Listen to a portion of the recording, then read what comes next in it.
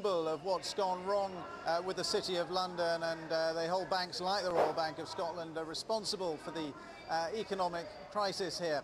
Let's just try and talk to one of the demonstrators now to see what their perspective is. Can I ask you, first of all, why have you come here today? Because I've got a responsibility to be here, as anyone who cares about what's going on in our world and what's going on in our country and what's going on in our name also has a responsibility to be here. What exactly do you want to change? I think, to be honest with you, until the masses, until the general population start getting the message that decisions are being taken, economic decisions, social decisions in our name that are completely unacceptable and that make our world completely unsustainable, until that message gets out, we need to try and spread that message and let everyone know. And hopefully the pictures being broadcast today of overt aggression against peaceful protesters who didn't raise a fist in anger, only their voices, hopefully those pictures will get to the people and they will see that all of this aggression and all of the stuff that's happened today has been unjust. Well, you say that, but at the same time we've seen windows smashed at the Royal Bank of Scotland by protesters.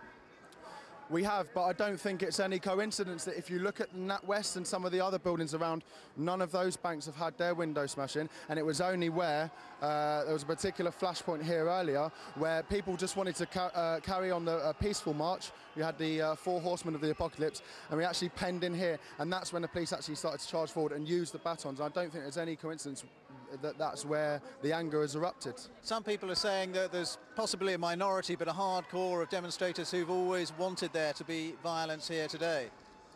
There may well be, but to be honest with you, just like the police, we're not interested. Like the police are interested in the opinions and views of the minority that they're protecting, and the minority of, obviously at the other end of the scale, who are just here to cause senseless violence.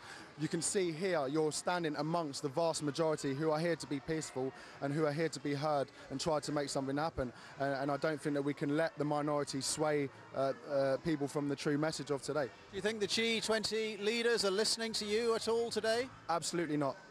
No. Why would they be? They've got no business listening to us, because we're just the people. Who are we? At the end of the day, we have no effect on their policies. We're not listened to. We're not even respected, I don't think. We're just the people who put them in power, and then you know, it's their it's their prerogative to do whatever they want with that power. But they're not listening. They're sitting in some hotel suite somewhere, maybe flicking across it on news, and they're going to go to their summit and make the same old tired decisions that they always make, and nothing's going to change. Okay, well, thank you very much indeed for that perspective. So that is the picture here. As you can see, a kind of standoff that continues as it has been going on all afternoon, albeit in pretty glorious spring sunshine. A standoff between the riot police here, some of them on foot, behind them riot police, mounted riot police on horseback as well, and they are effectively penning in the demonstrators to this part of the City of London. That's the picture here from just outside the Bank of England. Back to you into the studio. Ben, thank you very much.